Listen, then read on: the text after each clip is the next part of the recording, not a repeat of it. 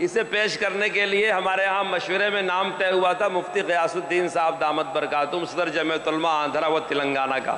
مفتی صاحب کے لیے اٹھنا آنا مشکل ہے، میں درخواست کروں گا اپنے جنرل سیکریٹری مفتی محمود زبیر صاحب ناظم اعلیٰ جمعیت علماء تلنگانہ و آندھرا سے تشریف لائیں اور اسرائیلی جارحیت پر تجویز پیش کریں۔ آپ بڑے توجہ سے سنیے، جو حالات غزہ فلسطین کے ہیں لفظوں میں نہیں بیان کیے جا رہے ہیں، خون کے فوارے اڑ رہے ہیں، اللہ تعالیٰ رحم فرمائے۔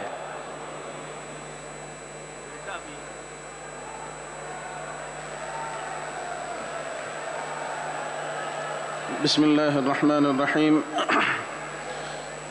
تجویز نمبر 5 بسلسلِ اسرائیلی جارحیت منظور کردہ تحفظ آئین ہند کنونشن زیر اہتمام جمعیت علماء ہند، منعقدہ 3 نومبر 2024 اندرا گاندھی انڈور اسٹیڈیم نئی دہلی۔ میں تجویز کے الفاظ آپ حضرات کی خدمت میں پیش کر رہا ہوں۔ جمعیت علماء ہند کا تحفظ آئین ہند کنونشن رسوائے عالم غاصب اسرائیل کے درندہ صفت حکمرانوں کی سفاکانہ اور وحشیانہ مسلسل بمباری کے خلاف شدید نفرت و حقارت کا اظہار کرتا ہے۔ اسرائیل کی بربریت اور بےایمانہ بمباری گزشتہ 1 سال سے نہتے معصوم بے گناہ بچوں اور عورتوں پر مستقل جاری ہے، جس کے نتیجے میں شہر کے شہر کھنڈرات میں تبدیل ہو چکے ہیں۔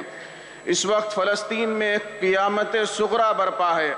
اسرائیل کے بمبار طیاروں نے امریکہ کے تباہ کن ہتھیاروں کے ذریعے انسانیت کی تذلیل کرتے ہوئے ان اسپتالوں کو بھی ڈھیر میں تبدیل کر دیا ہے جہاں زخمیوں کا علاج جاری تھا۔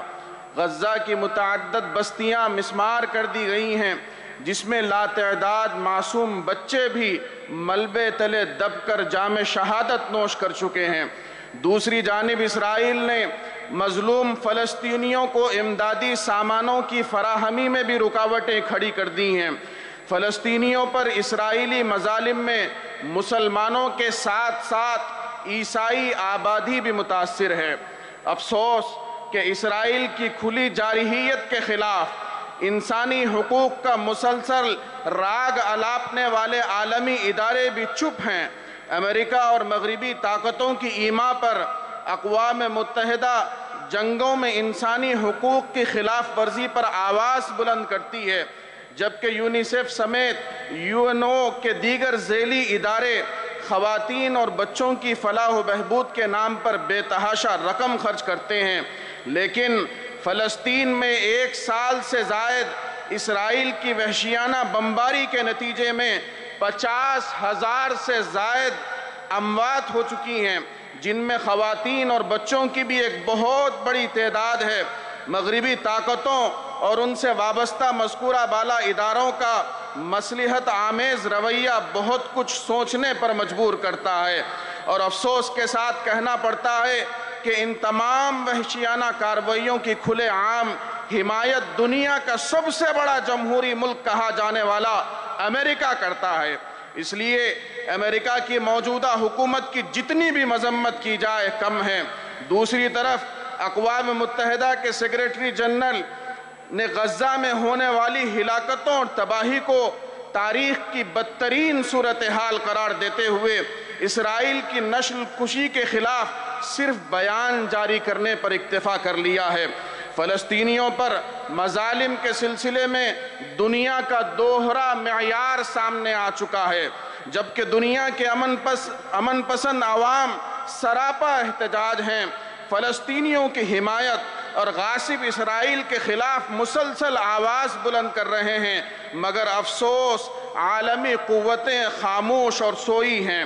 جمعیت علماء ہند کا تحفظ آئین ہند کنونشن اقوام متحدہ، یورپی یونین، ورلڈ مسلم لیگ، حکومت ہند اور تمام انصاف پسند بین الاقوامی اداروں سے اپیل کرتا ہے کہ اسرائیل کی وحشیانہ بمباری اور بےایمانہ جنگی کارروائیوں کو بند کرنے کے لیے ٹھوس اقدامات کرے۔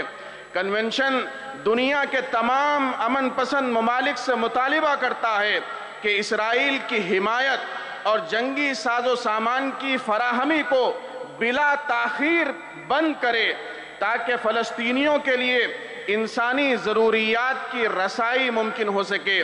جمعیت علماء ہند کا تحفظ آئین ہند کنونشن استقلال اور حریت پسند فلسطینیوں کو اپنی قلبی ہمدردی کا یقین دلاتا ہے اور ان کے مطالبے حریت و آزادی کی دل و جان سے تائید کرتا ہے، اور دعا گو ہے کہ اللہ تعالی فلسطینیوں کے حوصلے اور ہمت کو بلند رکھتے ہوئے ان کی نصرت کرے، نیز ظالم طاقتوں اور ان کے ہم نواؤں کو نیست و نابود کرے، آمین۔